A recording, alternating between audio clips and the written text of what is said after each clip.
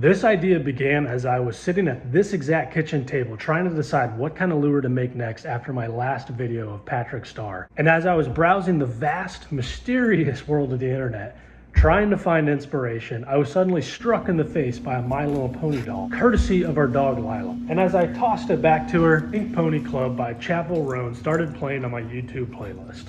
And it was as if the pony doll smacked me in the face again, but twice as hard, that I finally had my next idea for a lure. Next came the real challenge. What should this Pony of Destiny actually do? Topwaters are a blast, but let's be real. I just spent 40 days and 40 nights throwing Patrick Star, and I needed something different. With summer heating up and frying everything like a Dutch oven in July, and my only fishing windows being midday, trying to wrestle with another topwater lure felt like asking one of these little ponies to do my taxes. I just don't think it was happening. In the end, I decided to go for a diving action, kind of like a crankbait. And once the design clicked, it was game on. When I make a lure, it's a special kind of process, like unicorn booger sugar mixed with wood dust and shavings.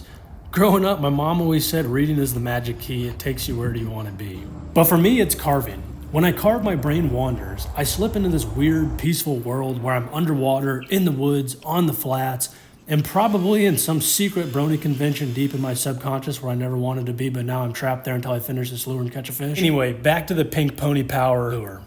I wanted this thing to dive, probably end up looking like a mouse because, hey, I figured there's plenty of mouse lures on the market, and it's a proven fact, fish enjoy rodents. So I figured I'm onto something. Small body, lots of curve, a real Fluttershy vibe. Fluttershy is a pony if you didn't know like me. A few rat tail files in various sizes come in handy shaping this thing. The long files let me control the shape, turning this little hunk of deadfall cedar into what I'm now officially calling Sputterfly the Pink Power Pony. I decided on an aluminum lip paying tribute to Grandpa's tackle box and the old antique double-jointed creek chub lure laying in it. When I started this lure, I pictured Sputterfly rocking a modern Lexan lip, but the more I carved, the more this little pony whispered, I want to be nostalgic, like a rebellious new age teenager that vapes behind the barn. In most cases, I always melt my lead to weigh my lures, but in this case, my wife is 8 months pregnant and the last thing she wants to do is smell or see me melting lead and, causing, all the things that lead does. So instead of melting lead in place, I decided to use a shotgun shell that I cut open and poured the lead shot into this bait. I test fitted all the hardware and then decided it was time to paint. And painting was easy. I mixed up a pink that looked good enough to sell at a mall kiosk, and I hoped the fish would appreciate the color as much as the Brony Underground surely would too. After painting, I applied an epoxy finish and left the lure to hang on a pole in the yard, and shortly after, a hawk flew down after Sputterfly the lure. It must have been thinking it was a snack, either that or just wanted to bully me because he threw some head cocks my way, but he knocked Sputterfly to the ground, covered it in dirt, and I had to clean the dirt off the best that I could, but it was still noticeable. I ended up taking an old Christmas ornament and scraping the glitter off into the wet epoxy, and honestly, it kind of slapped. Nature kind of was like, here you idiot, make it a little bit more fabulous. Jump, pony, jump, jump. Once the epoxy was dried, it was time to add the final touches by gluing in the tail and mane that I literally stole from the original pony doll that hit me in the face. Full circle story. But finally, it was time to take this little pony for a test ride and see its action and how well it would ride in the water. I hit the pond, the same one where the bruiser bass busted up Patrick, but this time, two little gator tots were sunbathing, eyeballing me, and as I checked Sputterfly's diving action, one of these little ditch lizards cruised right over to see what this little glitter pony was all about. I decided to work around this little lizard due to my limited amount of time so I could check the action and ensure everything was good and Sputterfly swam properly. And then on my last cast covering this small pond, this happened.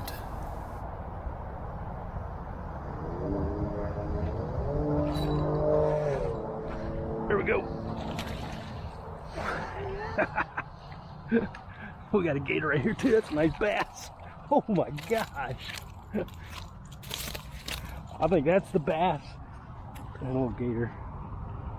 That hit Patrick Star. No freaking way.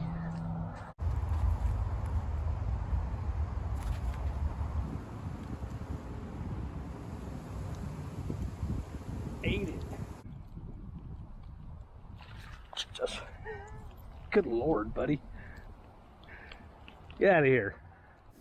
Now, I don't mind these little gator tots, but when they come after my toes like pigs in a blanket, the last thing I want to do is serve them lunch. Maybe he just got as excited as me. It gets me every time I catch a fish on one of my lures, and I just can't control it. I spent the next couple of days fishing with the Sputterfly the pony and enjoying the company of my son, watching the sunset over the cypress trees, but in the end, we didn't have much luck. Pick up fishing with this pink pony another day. So after some quality pond time, it was time to see if Sputterfly could handle something a little bit wilder. Downtown Tampa this time of year holds some hidden secrets, and if you can time it right, you might be able to stumble across moments like this where you see a flats fisherman's dream in multiple shots. Oh, look at the shark chasing it. Oh, yeah. What is that? That's a shark. Look at him. Oh, yeah. Look. Yeah.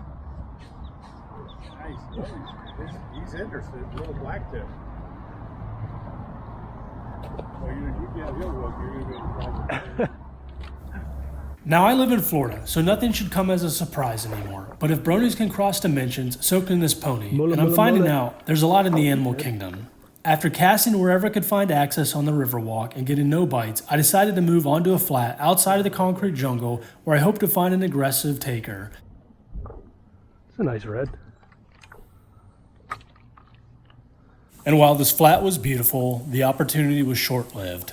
Check him I out. wasn't the only one lurking around. After seeing a couple of nice redfish and a ton of bait, a potted dolphin came in and wreaked havoc in this flat, so I decided to call it and ride this pony another day. Now I carry my fishing rod with me everywhere I go. If I see water, I stop and I cast, because if there's an opportunity, I'm not going to pass it up.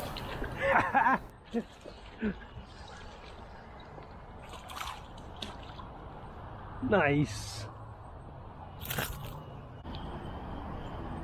Another bass on an old Spuddy. Spuddy Fly, the pink magic pony. This pink pony Sputterfly has a destiny to fulfill, and apparently so do I. And that destiny is to make this lure ATF certified and bring another thick fish into custody. Sure, that first bass should have been the grand finale, roll credits, cue the inspirational music, but when something actually works, I mean it really works, on the first try, it gives you this dangerous taste of greatness. Like, this ridiculous pink pony can do more.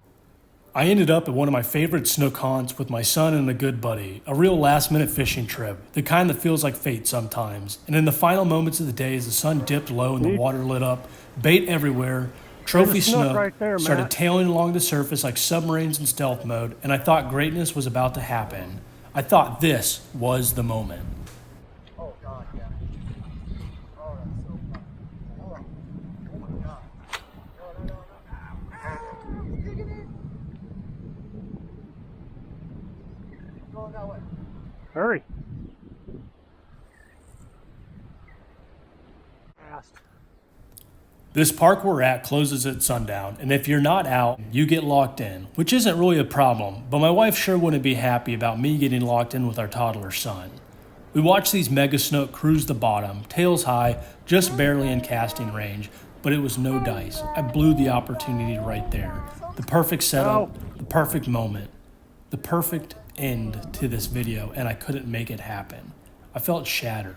Like this was all just some cruel tease. I set Sputterfly down for a couple days after that. I thought about ending this video right there, calling it quits and hanging up my brony hat before it stuck permanently.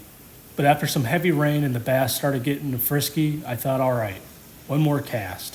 One last ride for the pink pony Sputterfly.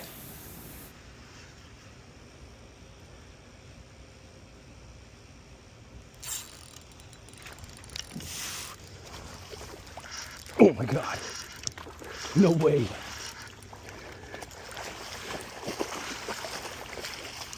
Holy crap.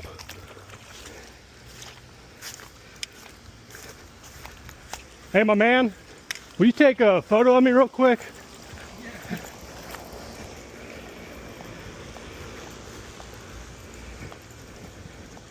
Ah, look at that. Can you get a real close up? That's a lure I made.